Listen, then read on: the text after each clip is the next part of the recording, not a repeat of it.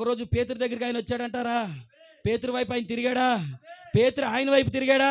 నీ మాట చొప్పునే వేస్తానన్నాడా?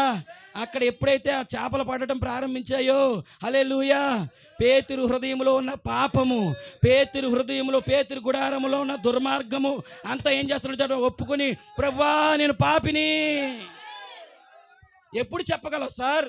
దేవుని వైపు నువ్వు తిరిగినప్పుడు, దేవుని మాట నువ్వు విన్నప్పుడు. హల్లెలూయా. పేతురు దేవుని మాట విన్నాడు, మాట చెప్పున వల వేశాడు. అప్పుడు అంటున్నాడు, నా హృదయము, నా శరీరము, నేనంత దుర్మార్గుణ్ణి, నేను పాపుణ్ణి, నన్ను వదిలిపెట్టి పో అంటే దేవుడు అన్నాడు, వదిలిపెట్టుకోవడానికి నిన్ను పట్టుకోవాలా? హల్లెలూయా.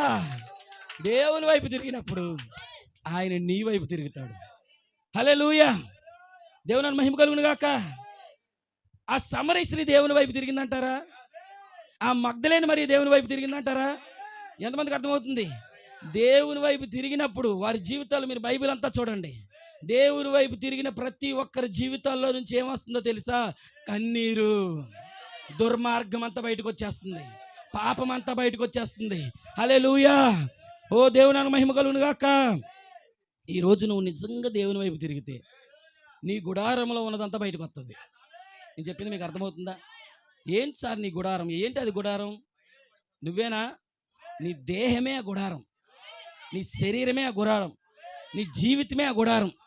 నీ జీవితం అనే గుడారంలో చెడు ఉంది, నీ జీవితం అనే గుడారంలో పొరపాట్లు ఉన్నాయి, నీ జీవితం అనే గుడారంలో తప్పులు ఉన్నాయి, పాపాలు ఉన్నాయి, లోక సంబంధమైన కోరికలు ఉన్నాయి, శరీర సంబంధమైన వాంఛలు ఉన్నాయి, అనేక రకాల ముళ్ళ చెట్లు ఉన్నాయి. రాత్రికాలంలో చెప్పాం కదా, ఈ భూమిలో ఏమున్నాయి? ముళ్ళు ఉన్నాయా? చిల్ల పెంకులు ఉన్నాయా? గాజు ముక్కలు ఉన్నాయా?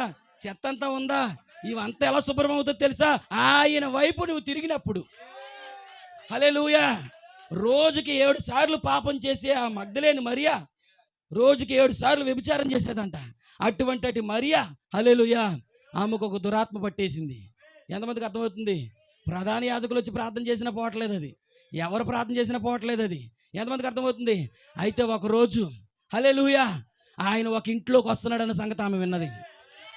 ఆయన ఒక ఇంటికి రాబోతున్నాడని ఆమె విన్నది. ఎప్పుడైతే ఆమె విన్నదో, ఇప్పుడు ఏం జరిగిందో తెలుసా?